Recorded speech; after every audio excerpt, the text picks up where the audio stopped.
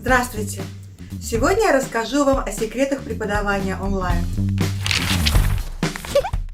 Существует два варианта работы с учебником. Первый вариант – у каждого своя печатная копия. Второй вариант – у каждого свой доступ к электронной версии. Или, возможно, комбинация этих двух вариантов. У одного печатная версия, у другого электронная. Учитель называет номер страницы, ученик ее открывает и выполняет упражнение. Проверка письменной работы идет так. Ученик делает письменные упражнения на распечатанных страницах, родители их сканируют или фотографируют и отправляют учителю. Работа с электронной версией.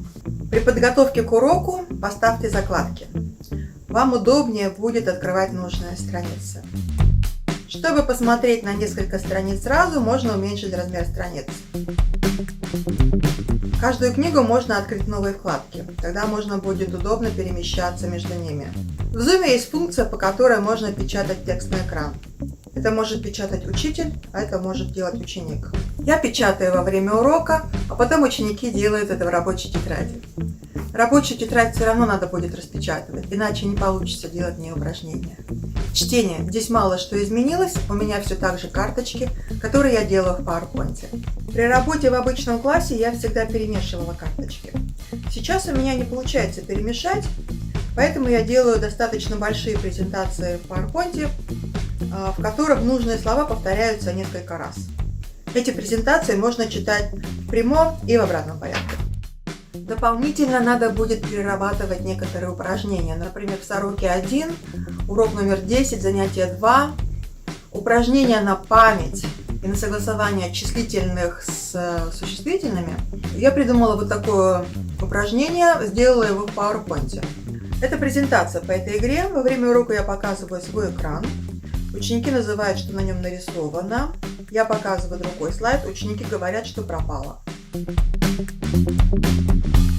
Есть еще интерактивные упражнения, в них можно играть на уроке. В Zoom есть функция «Поделиться мышкой». Вы открываете нужный сайт с интерактивными упражнениями. Ученики могут сами под вашим контролем двигать мышкой. Не перегружайте урок интерактивными упражнениями. 1-2 за урок будет достаточно.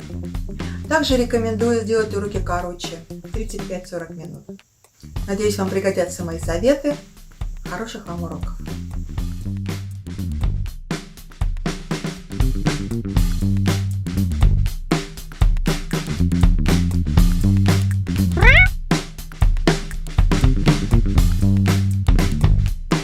What?